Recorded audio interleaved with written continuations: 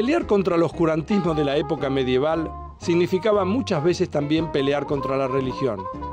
Sin embargo, existen casos de eruditos dentro de las ciencias que provienen del seno mismo de la Iglesia. Y aunque suene extraño, quien dio el primer impulso para que llegaran a Europa los números arábigos, que son los que usamos hoy, fue un papa.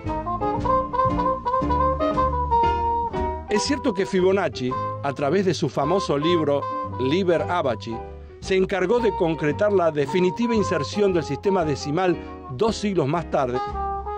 El primer adelantado en estas huestes fue Silvestre II, que, gracias a sus viajes por España a principios del siglo XI, entró en contacto con el mundo árabe y de ellos tomó lo que era un concepto inédito en Occidente, el del número 0. Lamentablemente, su propia erudición y sus inventos innovadores despertaron sospechas y fue tildado de brujo, de tener un pacto con el diablo y de inspirarse en obras de autores herejes. Tuvieron que pasar 200 años para que los números arábigos fueran reconocidos en Occidente y para que Silvestre II, quien había llevado la novedad, recibiera el reconocimiento que la historia le debía.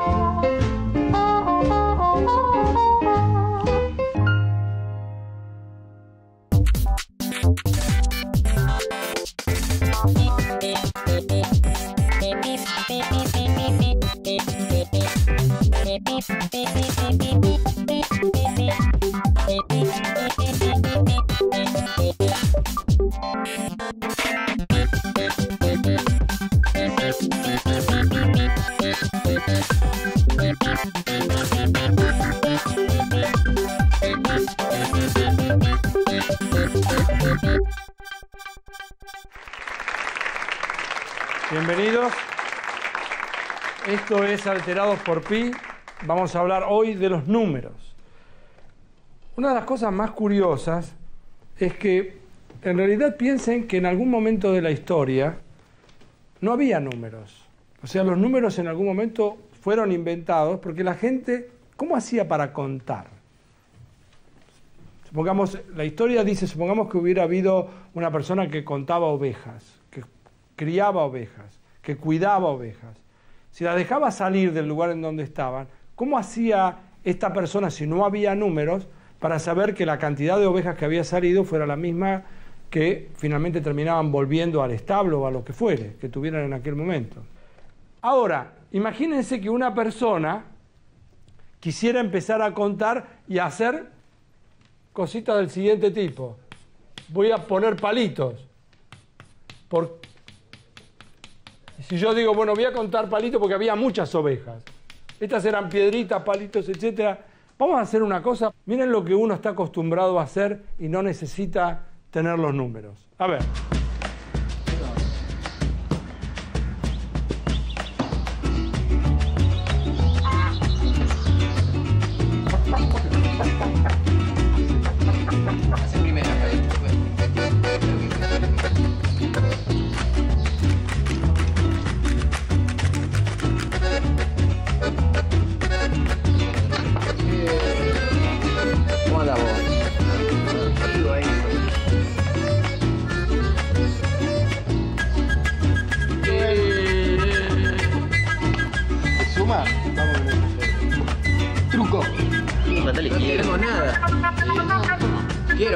Así te van a querer en tu casa.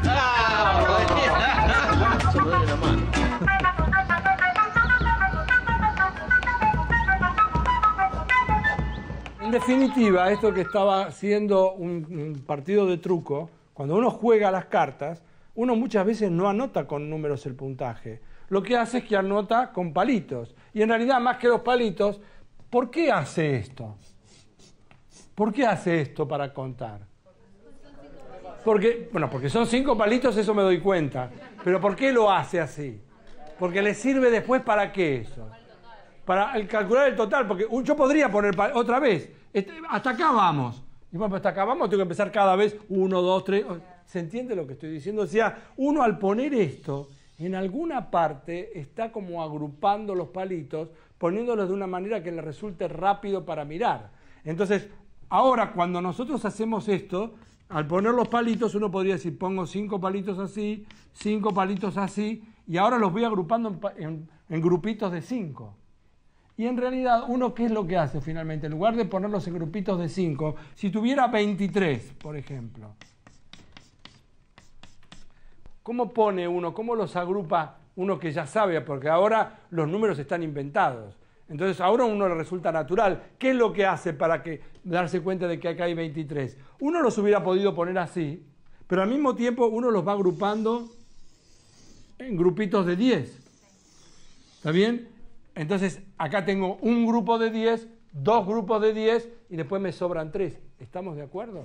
Pero el hecho que los romanos inventaron lo que ustedes estudiaron igual que yo en el colegio, los números romanos que empiezan con el 1000, después está el 500, después está el 100, 50, después está el 10, el 5 y el 1. Ahora, curiosamente, miren lo que pasa con los números romanos. Los números romanos no tienen 0. Y si yo les dijera, vamos a hacer una cuenta, vamos a sumar 1511 más 305. Hacer cuenta con números romanos es difícil. Es decir, uno la puede hacer al final, pero esencialmente es complicado hacer cuentas de esta forma. Hubo un señor, el padre se llamaba Bonacho, había nacido en Italia, y el hijo había nacido en Pisa. Y el hijo también se llamaba Leonardo de Pisa, no vive más ahora, es de la época de 1170 a 1240.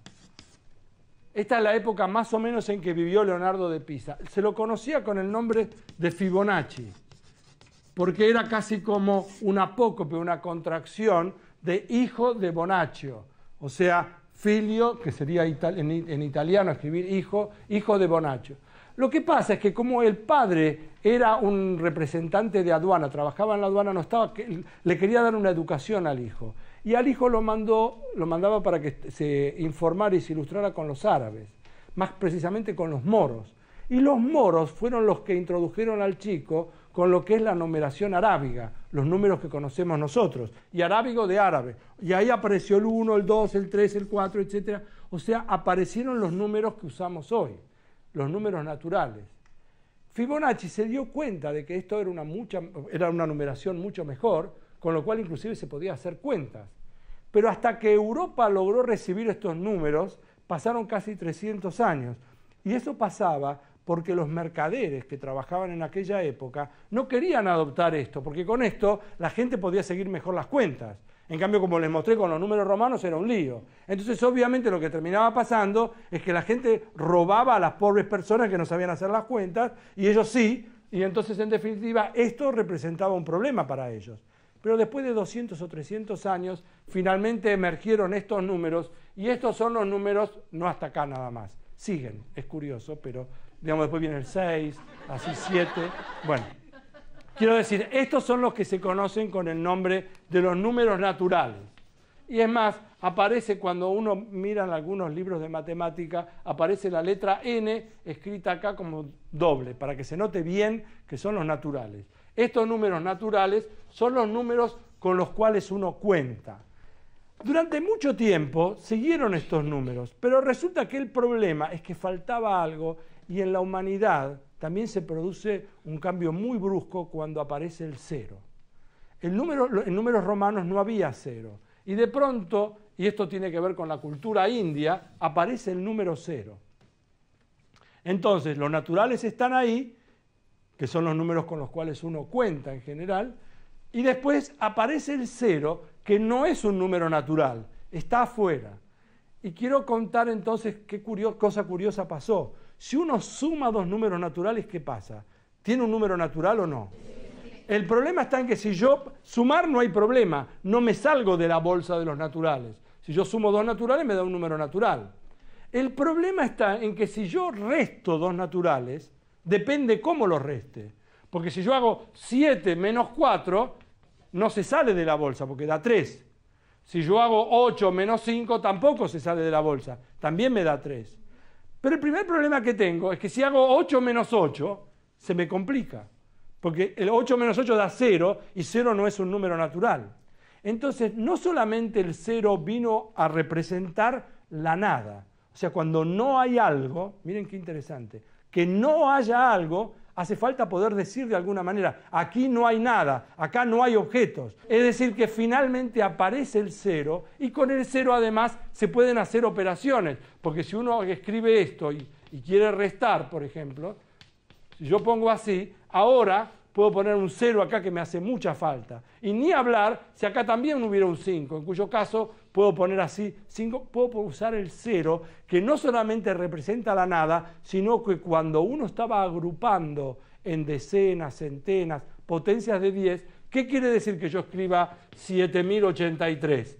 Que hay 7 unidades de 1000, que no hay centenas, que hay 8 decenas y 3 unidades. O sea, esto no solamente representa la nada, sino que también dice que cuando estoy contando no hay ninguno de los grupitos de a 100. Supongamos que yo quiero comprar algo que tiene la señorita. Quiero comprar lápices. Y resulta que los lápices valen 13 pesos y yo tengo 10. Le doy 10 pesos y ¿cuál es mi problema? Que me faltan 3. De alguna manera yo querría representar que yo hago así. 10 menos 13... Y ahora con la bolsa esa no puedo, porque con la bolsa de los naturales y aún con el 0 me faltan números. Y empiezan a aparecer entonces cómo representar las deudas. Y las deudas se representan con los números negativos. Entonces ahora aparece acá que yo puedo poner el número -3. Esencialmente ahora van a aparecer los números que faltan, y los voy a escribir acá. Entonces tengo los números naturales 1, 2, 3, 4, 5 y como les dije seguía así, etcétera. Está el 0 y de pronto faltan otros números que son los que completan más estos naturales el 0 y ahora empiezan -1, -2, -3, -4, -5, -6, etcétera. Todos estos números ahora los pongo todos adentro de una bolsa y esos son los números enteros. Todos, los naturales, el 0 y todos estos números son los que se llaman los números enteros. Y la particularidad que tiene esto, ahora si sumo dos números enteros, ¿da un número entero? Sí. En particular, yo podría sumar el 7 más el -10. ¿Esto cuánto da? -3. ¿Es un número entero o no? Sí. O sea que ahora no me salgo de la bolsa.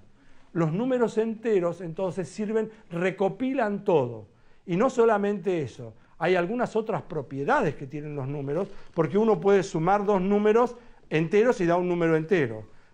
Más, el 0 está metido adentro. Y si acá tengo el número 4, tiene que estar, ¿qué otro número? ¿Habrá algún número que yo pongo el 4 acá que sumado me dé 0? O sea, está el inverso. Si está el 4, está el -4, sumados da 0. Si está el 47, tiene que estar también ¿cuál? El -47. O sea que están todos los inversos aditivos. Aditivos, ¿se entiende lo que estoy diciendo? Porque cuando lo sumo me da 0. Y además cumplen otra propiedad. Si yo sumo así, tengo 3 números. Los puedo sumar así. Primero sumar A más B y después sumar C. O puedo hacer así, sumar B más C y después sumar A. ¿Estamos de acuerdo? Y esto es la propiedad asociativa. O sea, uno toma por hecho que sumar de cualquier forma da lo mismo. Y está bien, porque da lo mismo, pero porque cumplen con una propiedad que es la propiedad asociativa. En definitiva, hasta acá, y acá vamos a hacer una pausa, hemos presentado los números naturales primero, el 0 después y los números enteros. Los números enteros englobaban en particular a los naturales y también al 0. Pero falta algo más. Vamos a hacer un recreo y después volvemos con el resto.